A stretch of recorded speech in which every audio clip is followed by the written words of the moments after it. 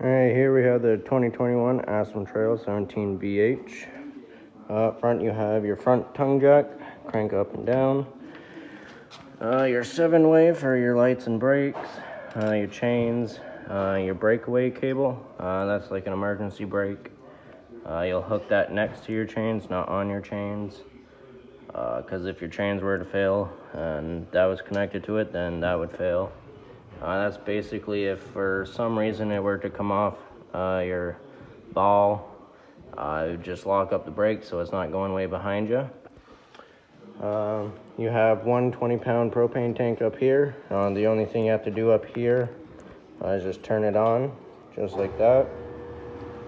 Then your battery will go up here. And this is pre-wired for solar charging. And this is where you would plug in the solar charger.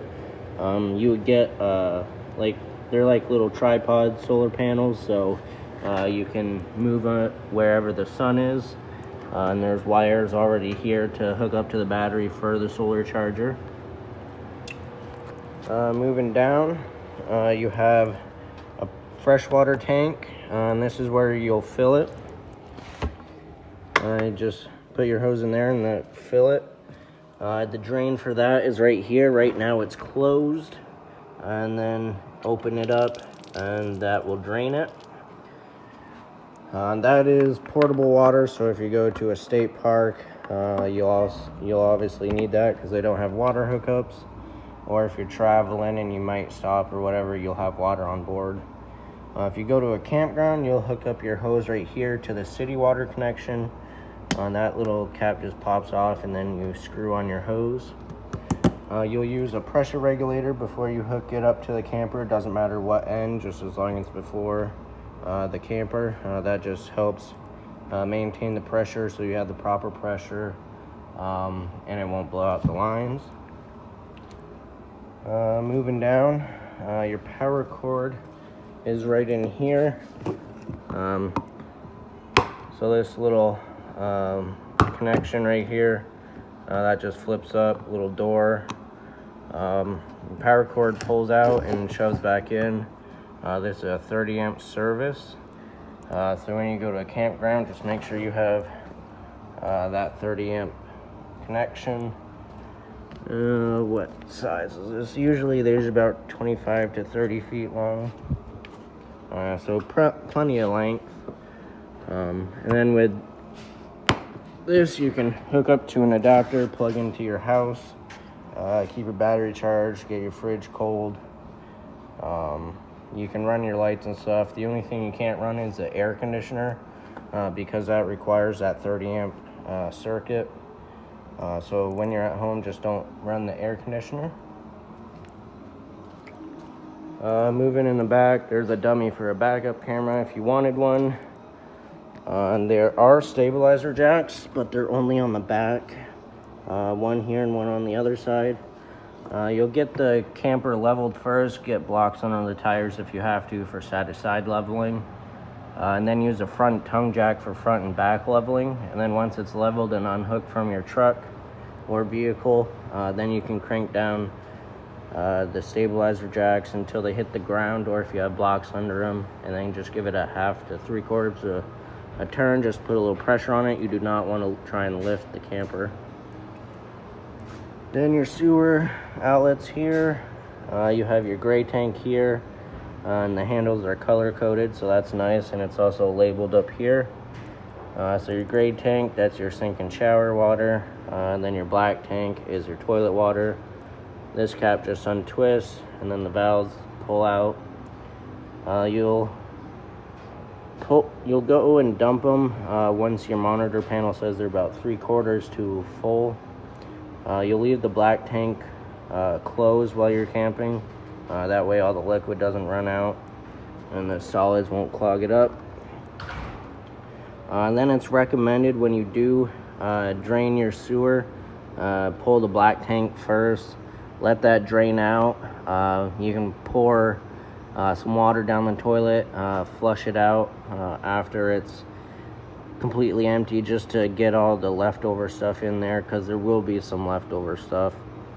And then once that's empty to your satisfaction, then you can close that valve Then open the gray tank to flush that out, and it'll flush out your drain pipe as well, so it doesn't leave a stink and a mess in your pipe.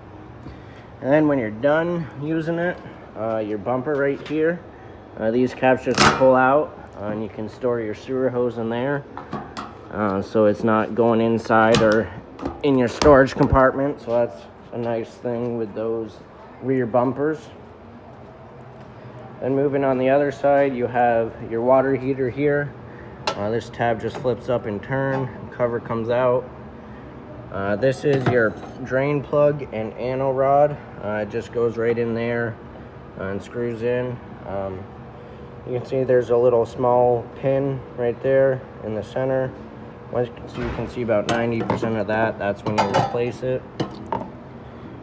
That is so that the calcium will eat at that rod instead of the tank. And this water heater is gas only, and the switch for that is inside.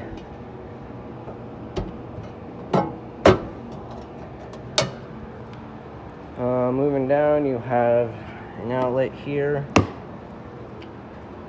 your doors right here, and you have a little door hold back right here. This has a 90-degree one because the awning's so close, so it will keep it open so the arms don't hit the door. Then your storage compartment's here, and you got magnets to hold it open. There's a crank for the rear stabilizer jacks. Decent little storage. Alright, then we'll move inside. Now the lights in here, they are push button manually. There's no switch for them, so you have to go around and turn each light on individually. It's a little pain, but luckily there's not too many lights, and you can choose which lights you want on. You have TV hookup here.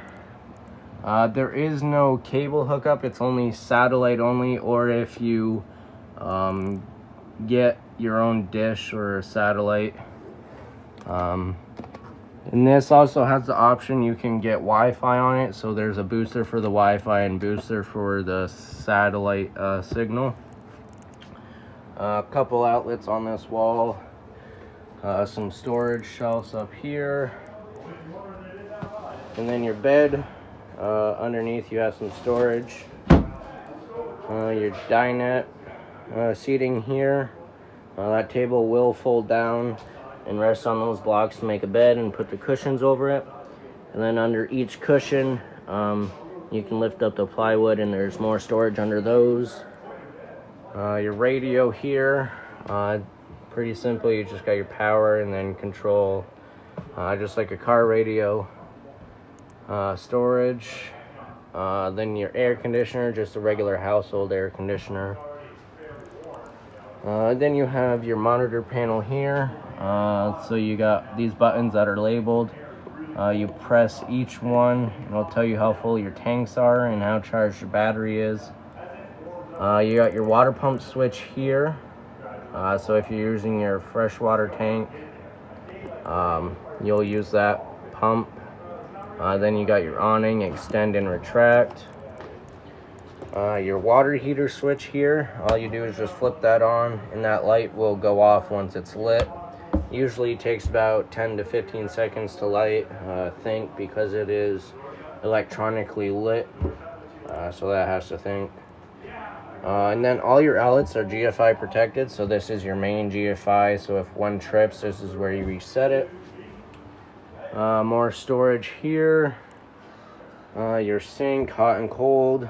A little cooktop here. You will need a grill lighter to light this. All you do is just turn it to light, and then you can control the flame. You have an electric fireplace here. The buttons to turn it on are right here. You can change the lighting, change the fan speed of it. It's all shown right there, and then you can control the temperature. There is a remote for this, so you can change the temperature going up and down instead of having to go all the way up and then recycle back to the lower number. And there is only this fireplace. There is no furnace in this unit, so that's one downfall to this floor plan, because of what's going on with the world right now, fireplaces are kind of hard to get for factories. So this is a solution that they've done. Most of the time you will be camping in the summer, so in being a smaller unit, this will produce quite a bit of heat, but they are only made to take the chill off, so just be wary of that. You got some drawers here, a nice little indent here for a little storage or whatever. Your fridge here, decent little fridge, and you got a little freezer section up here. Your temperature control here goes all the way up to 7, which is the coldest it can be. This is a 12-volt only refrigerator, so when you're dry camping, just be careful of that. You might want to have 2 batteries, and even with that, it could drain it pretty quickly. So before you trip, make sure you're plugged in, get your batteries fully charged, probably 2 or 3 days before, and then get your fridge cold so that it's already as cold as it can get and it's not going to be working the battery that hard. And then when you're dry camping, just try not to open the fridge as much.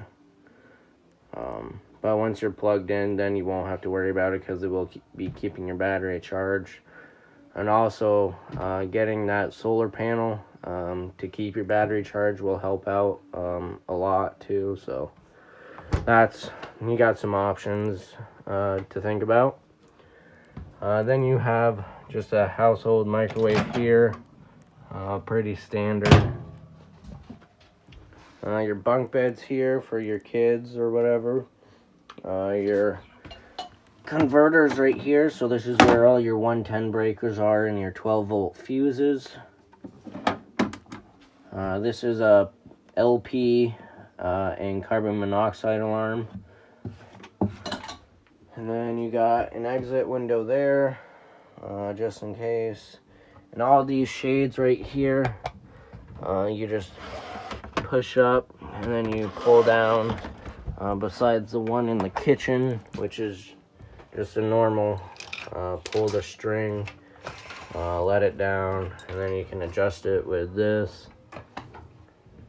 Then the last thing is the bathroom. You got one light in here. On your toilets right here, you got a foot pedal right here to flush it. Press it a little bit, it'll add water. Press it all the way, it'll flush your stuff down. Then your shower, hot and cold. The curtain, there's a vent here, no fan in it, but it could be possible to add one in because there is a light here, so you can get a source of power for the fan. There is also another vent there, and again, you could add a fan in that because there's a light right next to there, so you have a source of power. So this unit is very basic, but there is a lot of options you can get to upgrade it to however you would like. So this is the 2021 Aspen Trail 17BH. Thanks for viewing.